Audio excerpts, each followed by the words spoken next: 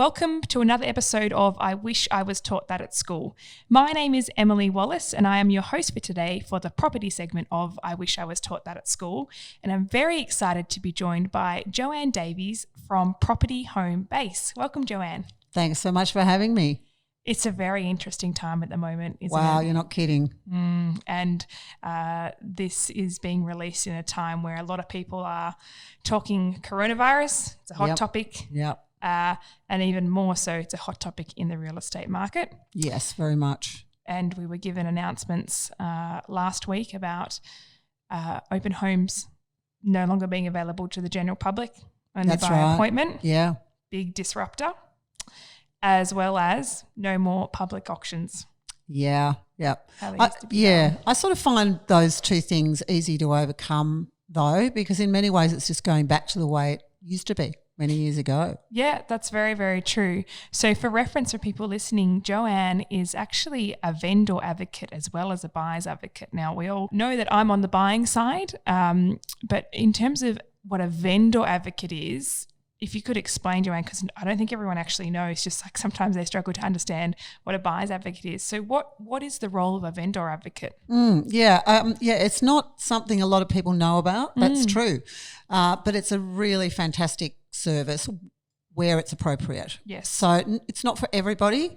Some people have very strong relationships with a particular agent. Yes. And will quite confidently go and use that agent to help them sell their property. And that's fine. But there are many, many people out there who have no idea where to start. Yeah. So the first thing I do once I've sat down and had a chat to the client about their expectations is to select 3 agents who I then interview extensively in front of the vendor themselves. Yep. It's almost like an interview process. It takes about an hour per agent. Wow. It's not how much is my house worth and what's your commission, which is the sort of questions most people just ask an agent. Yeah, yes. I really want to hear their stories about their negotiation skills and stories where they've been successful in cases of adversity where things haven't gone according to plan. Any agent with a good property can put a price on it, put it up on the internet, run an auction and sell it. That's not what I'm worried about. I'm worried about what happens if it doesn't go well. Yes, and that's the important part, right? Correct. One of the things that happens when a vendor advocate is involved, I find, is that it gives the vendor confidence that they're not being managed by the agent. Now, you and I both know there's some really excellent agents out there who are fantastic with their clients. Yes. The problem is that most people don't know which ones they are. So they all look the same. Yes. Now, you and I buy from these people all the time, so we know who's good, who's not good. So the vendor advocate comes in, we do the interviews, we select an agent. Now, I generally leave that just final decision up to the client because I want them to have buy-in into the process. Yes. The agents that I've selected are always good. So the 3 of them will be different in personalities because different people connect differently with different personalities. And then I leave it for them to decide, unless I have strong opinions either way. Of course. Yes. Then I sort of manage that agent through the whole process until the successful sale, no matter what happens. The confidence it gives the vendor is that the agent is liaising with me and not trying to, like I said before, manage them in any way. And agents tend not to do that when we're involved. Yes. And I think the kicker in all of this is that it actually costs the vendor nothing at all. So it's kind of a no-brainer if you're in that situation. You know, very often older people have been in their house for 40 years, wouldn't know where to start. Yeah. And been out of the property market for a long time. Yeah. You've had the same property for that long. Being able to have a vendor advocate on board who understands the different types of agent personalities, understands the sorts of properties they transact as well, because I think one of the biggest benefits is understanding what agents have sold previously or recently, and if they have any qualified buyers that are kind of left over from that particular property that could act on this property, and who are they interacting with, what does their database look like, and what are their tactics if it doesn't sell, if you go through an auction campaign. So if you haven't heard of a vendor advocate before, I think it's a really great service for people who really aren't too familiar with selling their Yeah, house, absolutely. don't know what agent to turn to, or feel like they're not sure who to trust. Because let's face it, if an agent's trying to get a listing and they want to sell the property, unfortunately, sometimes they will tell you what you want to hear on the price point. Absolutely. And they'll tell you your property is beautiful, it's amazing, and it's worth X amount. And then when it comes to auction day and there's no hands going up, because they start managing you down.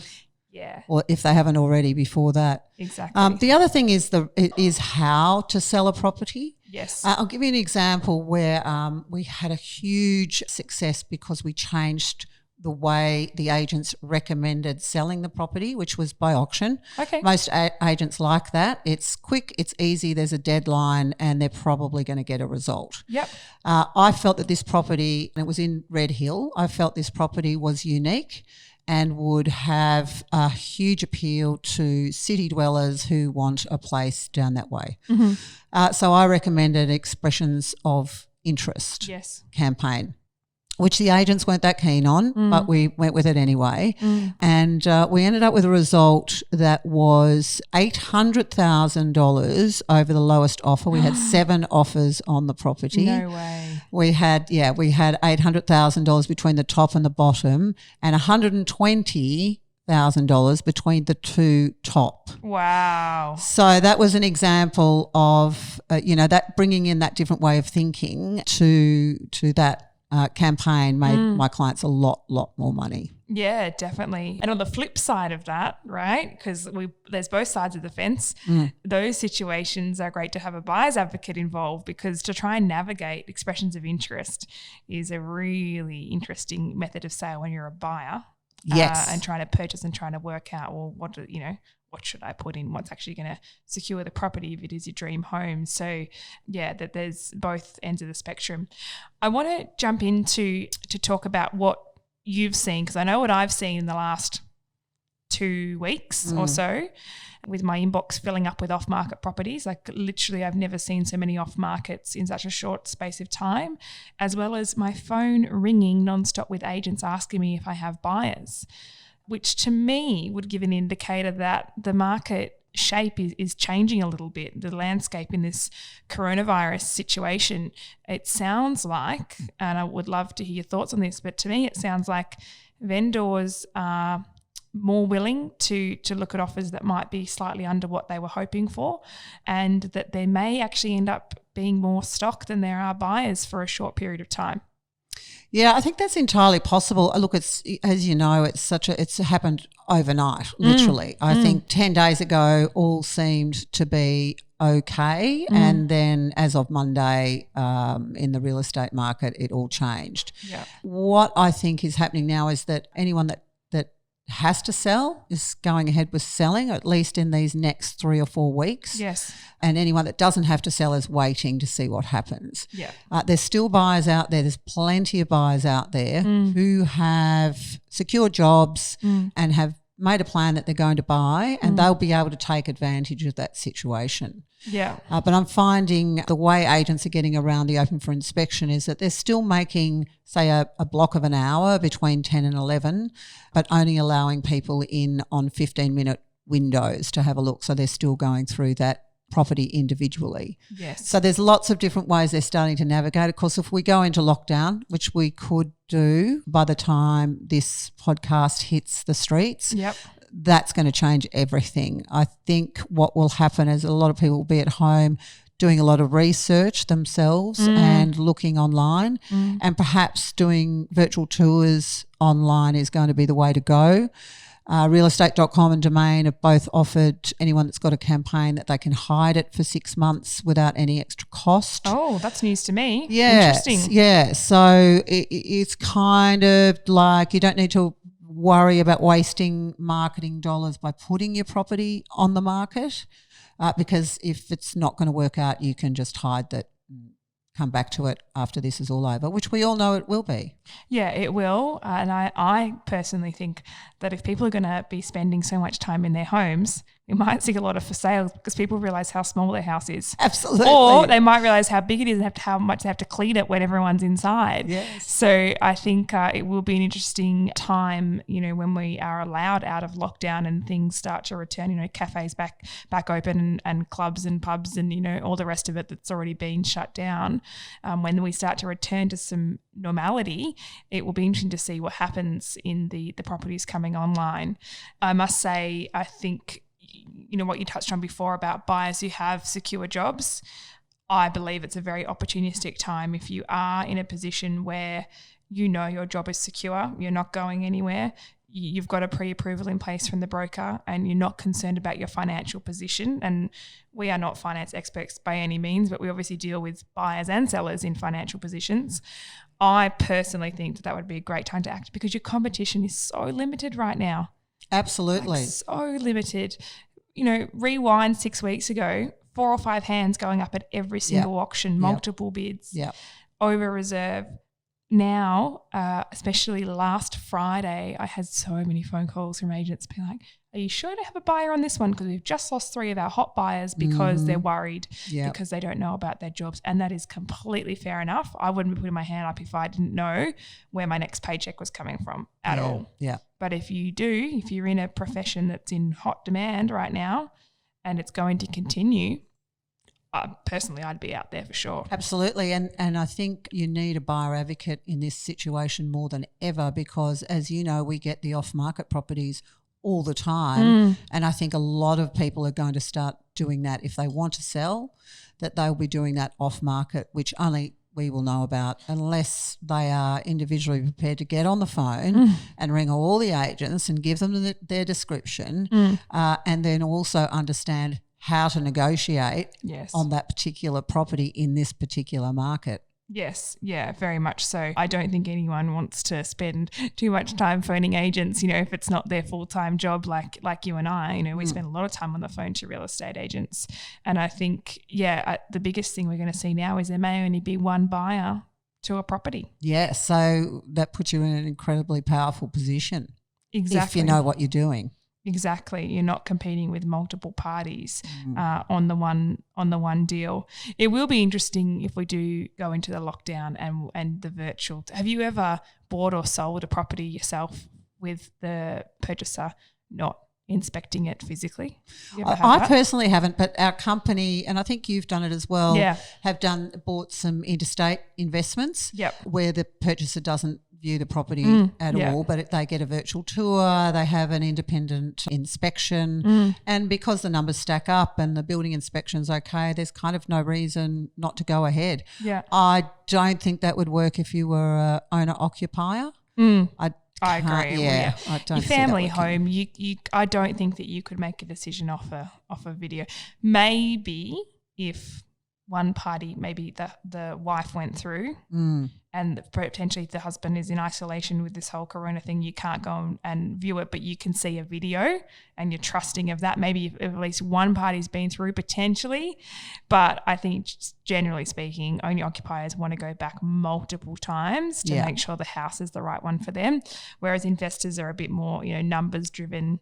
They're happy to see a video. I've had a client buy through a video before. They were happy with it. And away they went, which is good, takes the emotion out of it. Yeah. But, it'll be interesting to see if any stories come out. I'll be keeping my eyes peeled. Absolutely. And I was going to just touch on the fact that, of course, the stock levels are going to be incredibly low because, as we said, unless you have to sell, you're not going to sell in this market. No. And so it will be interesting because if the stock levels are low, traditionally that starts to push prices up, doesn't it? That's what happened and how we got to this point prior to coronavirus. Correct.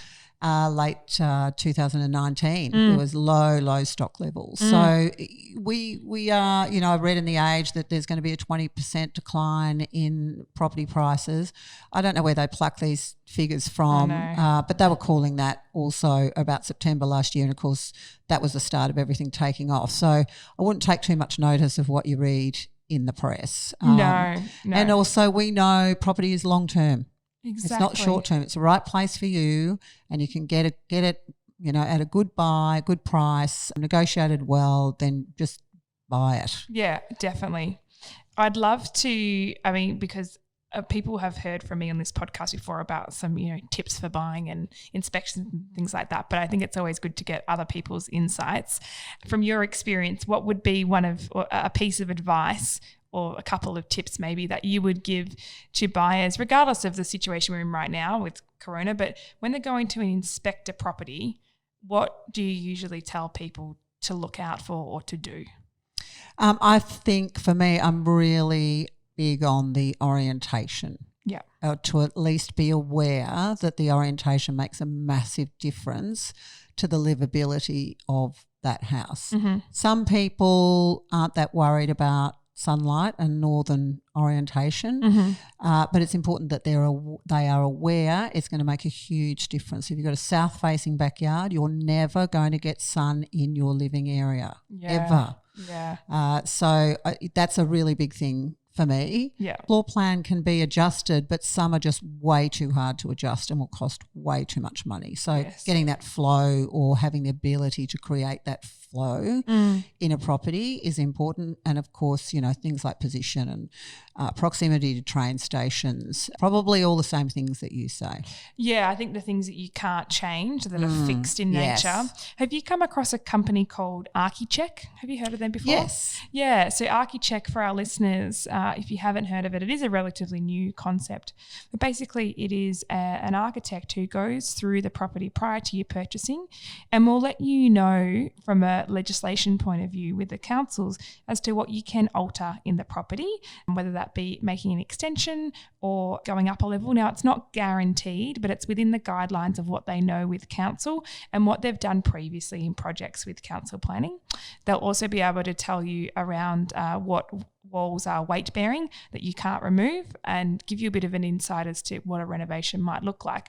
I think the reports are a couple of $100, and if you want some insights as to what it is possible on a property, if you're willing to spend less on the purchase price and pump up the renovation with your leftover funds, that could be a really good tool for some people to look into. Oh, it's amazing. I really think it's a fantastic concept. I think it sort of ranges between $500 and $1,000 depending on whether you want an on-site inspection or just from the internet and how much detail you want. But I think it's a fantastic service, and I promote it, and one of my clients has used it and used it really well. Yeah, awesome. So, for those of you who are, considering looking whether it's now or later, a little tip to keep in mind. One other thing I did want to touch on is something I have brought up to my following recently about the key things, because I think a lot of people are doing education at this time, right? A lot of people, given some people are in isolation, you might be on day 7 or 8 of quarantine after returning overseas, or, you've got the kids at home and you're working from home and you're like, what can I learn? What can I do? People educating themselves on the property market. I suggested people go back to Gavel and watch previous auctions to look at a few things. Now, we know clearance rates are an indicator of a particular point in time. Out of 1,000 auctions, X amount sell, we get this clearance rate, and people really keep an eye on that. And realestate.com, it sends an email every Saturday night what it is. And that's all well and good. But I personally think, and I would like your thoughts on this, that there are 2 other pieces of information that are actually more important than the clearance rate. The first one is at what point the property was on the market. Versus the range that it was actually advertised for. And the second one is from when it's on the market to the price that it actually sells for. What percentage is that? How much higher did the property sell for than what it was on the market, where the vendor was happy to let it go, and then what the buyer saw value in? Yeah. So just to the on the market point, there's a lot of conjecture around that. Yep. But what I know is that when an agent is running an auction, now let's say they've got a reserve of 1.5. Yes. And the property quote range was 1.3 to 145, let's say. Yeah. He knows it's on the market at 1.5, but bidding has got going and is going quite well. He's not going to call it on at 1.5. No. So it is hard to know sometimes at what point a property really was on the market. Completely agree. Yeah. So he will often delay that as long as possible until things start slowing down, and then he'll say, I'll just pop inside and have a chat to the vendor, and it may well be 100 grand over what the reserve was, and come out and call it on the market, and then often off it will go again. Or the other thing is, even if they do call it on the market but the bids are going in 20k increments, was it on the market at 510, 515, 517? You actually don't know. So you raise a very good point, and it is a tactic. Obviously, for yourself being on the vendor side of things, at times you would know that's what can possibly happen. Yes. And agents can do that. Some insights for our listeners, definitely to be aware of the tricks of the trade when it comes to that. But I think if you are going to go down the route of educating yourself about auctions and how they work, and going Gavel, so it's spelled GAVL, and it's an app you can get on your phone, and you can also view it online, previous auctions to see how they run, just really pay attention to that. Gavel actually does note when it is on the market, or when the agent says it's on the market. I think the numbers turn into green numbers because it's a good sign or something. But particularly in an area that you're hunting for, I think it gives a good sense of some recent insights. That being said, the landscape of buying and selling is dramatically changing day by day at the moment. Certainly has. One of the things just on the vendor advocacy I meant to mention before is that I do a lot of work with divorcing couples. Yes. And I'm wondering after lockdown, oh God, whether there might be a whole lot more of that. You're certainly going to work out whether you like your partner or not after this, aren't you? I'm glad I'm single and I like my housemate. Personally, I don't know about people listening, but for me, I'm glad I'm single. I'm glad, and I know Evelyn, our other host of the podcast, is the same. I know that she loves her housemate. I love my housemate. We're very happy. I'm sure we'll be better housemates afterwards, but I'm sure there are couples who after this might reassess their togetherness maybe. Yeah, definitely. I don't know whether you've seen the video of the guy being asked, you're going into lockdown. Do you A, go with your wife and children, or B? And he just goes B. B, yeah. He doesn't even know what the other option is. That's right. Anything but that. Anything but option A. Oh, that's hilarious. Well, I think that's been a really, really insightful, I guess, conversation. We've just got to sort of had a chat about what's happening for those buyers and sellers in the current market. Definitely feel free to reach out to either of us. We're always happy to share our insights. We both operate across metropolitan Melbourne area, and always happy to have a chat in the current environment, just to see where things are at. And if you're thinking about buying or thinking about selling, it's always good to seek the advice of someone independent as opposed to someone, what I was saying, how to explain what a buyer's advocate is, and same for vendor, right? It's kind of like a car dealership where you're going into Toyota. If you're going to a real estate agent that works for, let's just say, Ray White, right? If you go into Toyota just like you would Ray White, they're only going to sell you a Toyota, and Ray White's only going to sell you a Ray White property. Correct. That's how it works. If you come to someone like a buyer's advocate, it's like going on carsales.com almost, and you've got every type of make and model. It's just like us. We have every type of property, and we do not care who's selling the property, what agency it's aligned to. We have absolutely no alliances to any agencies. That's why as a buyer's advocate, we're paid by the buyer to do that, and you have choice. So just keep that in mind when you are searching. Good analogy. Yeah. So in one final thing before we wrap up is in every podcast we have a segment called You've Been Schooled. So it's basically where I tell you a fact that you might not have otherwise known. Now, I'll be honest, I was Googling before because I had seen a cool fact on Instagram in someone's story, but because it's been more than 24 hours, the story's been taken down, so I can't see it. But I did find one, and it said that on average, a child asks 300 questions a day. God, I know it too. I mean, it made me think, as an adult, should we be more curious? Like, think of a child's mind. Everything is so fascinating, isn't it? Yeah, I don't know how many friends we'd have left if we were doing that. But why? But why does that? What's this? So interesting food for thought.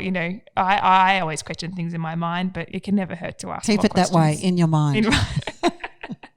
I think the big thing is don't assume. If you don't know, don't assume, and don't be afraid to ask questions. We know what assume means, don't we? Yeah. Yep. Makes it out of you and me. Yeah. I love that saying. Well, thank you for tuning in to another episode of I Wish I Was Taught That at School. Jo-Anne, it's been a pleasure to have you on board. Thank you so much. It was fun. Listeners, to find out more about Jo-Anne and the work that she does, all the links will be posted in the show notes, or you can also check out our Instagram and we will tag away there. Keep safe, keep healthy. Hopefully we're not in lockdown by the time this podcast is released, but we very well could be, or we could be facing intermittent lockdown. So definitely stay healthy, keep up your exercise where you can, and maybe even go back and check out some of our previous episodes if you're bored and have nothing else to do. Good idea. Thanks, guys. Have a great week. We'll see you soon. Bye.